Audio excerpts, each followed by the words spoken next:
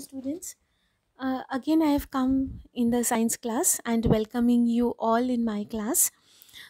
Today, as you know, we had started the chapter 4, that is with the matter.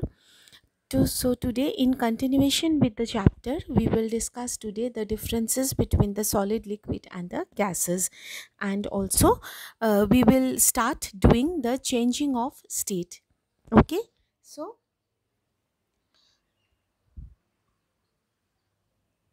we are doing matter and material. Later on, when you will get the time, you see the videos, it is very interesting. All the matter present there are very interesting. So let's proceed. Now, the as continuously I am telling you about the solid, liquid and the gases, all these three states. So let's see what exactly are the differences between them.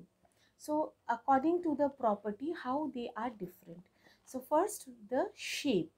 In case of the solid, we know they have got a definite shape, but in case of liquid, they don't have any definite shape. They take the shape of a container, and in case of in case of gas, there is no definite shape. In case of volume, they have got a definite volume, that is solid. Liquids, they also have got a definite volume, but the gases are, they have no volume as such. I mean, no definite volume as such.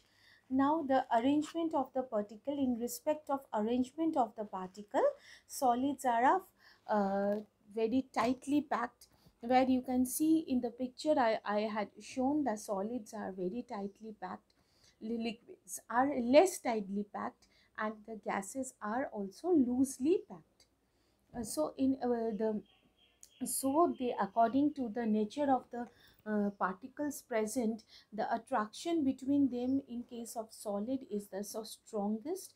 In the liquid, it is much more weaker than the solid, but they are stronger than the gas, and in case of gas they are weaker.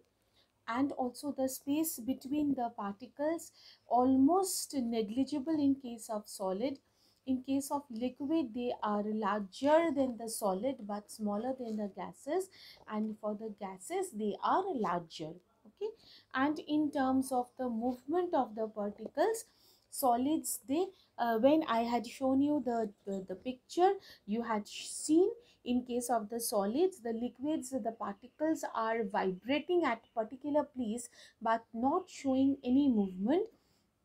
Similarly, liquids are also in a random motion, but gases are also in the free movement and goes in any of the direction. So random movement. So from here we had got certain ideas. Again we will discuss solid, liquids and gases. Three states. You can see in the picture also three states, how are they very prominent, and also these, there are so very differences in terms of shape, in terms of volume, in terms of intermolecular space, etc. So the molecules are closely packed. You can see in the diagrams it is how closely packed, not even almost negligible spaces. In case of liquids, they are loosely packed. In case of gases, they are very loosely packed. So in case of the solid, you can see in the picture they are so rigid.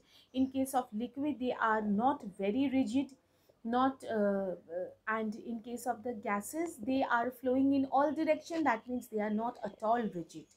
In case of solid, we can see a definite shape because molecules are not moving here and there. They are very fixed, very rigid, so they are giving a definitive shape. But in case of liquid, you can see the molecules are constantly moving, so they have got a definite volume but no definite shape. And in case of the gases, nothing is fixed, neither the volume nor the shape.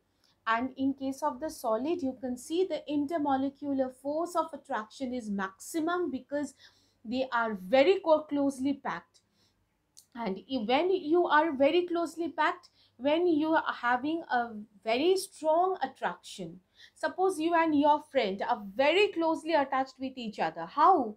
Because in between you, the force of attraction, the attraction is maximum.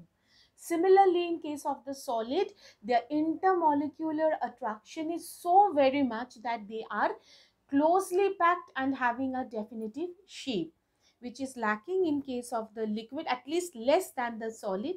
And in case of gases, intermolecular force of attraction is least. And so solid can be stored anywhere. Even if you can keep a solid without a vessel, they can be present there. But in case of the liquid, they can be stored only in the vessel. But in case of the gases, if you stored in a vessel, like you can take a bottle of liquid, and by opening the mouth of the bottle you can keep it like that only, there is no harm. But in case of the gases, if you keep the gases in an open container, gases seems to be away. Okay, so gases always have a tendency to float away. That is why they are to be closed in the closed container. They are to be kept in the closed container. Okay, so there is the difference between the solid, liquid and gases. Hope you people had understood. Next is the change of state. Now see, there are some basic processes, like we will learn different processes like evaporation, like condensation, like freezing, like mixture, like melting. All these processes by which the substance can be changed from one place, one state to the another state. So today we will learn about one process, that is evaporation. You know this very well because you had learned the water cycle.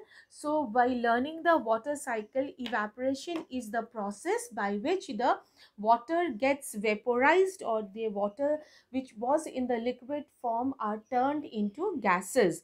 So the process in which the liquid state of substance changes into its gaseous state is known as the evaporation.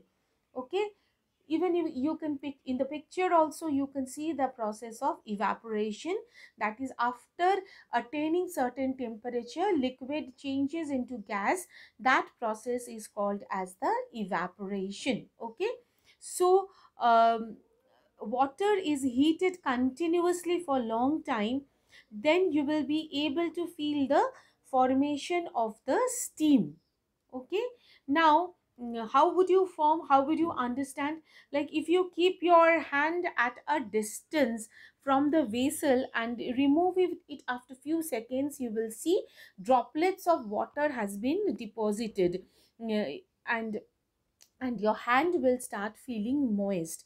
So from this you can understand, that is, or you can guess, that is, evaporation has taken place. This simply shows that the steam is escaping from the vessel to the surrounding air, because it is a gas and therefore molecules are moved to free in all direction. That means the steam which is being formed is a gaseous substance. That is why they can move freely in all direction, and they can go into or evaporate into air. Okay, so I think the concept is very clear to you now about the the changes of the states, like changes of between the three states, and how the interconversion of one state to the other take place, in which we had only learnt about one process today, that is evaporation. In my next class we will learn more processes which is required to change the state. So till then, all of you stay safe, take care. Thank you.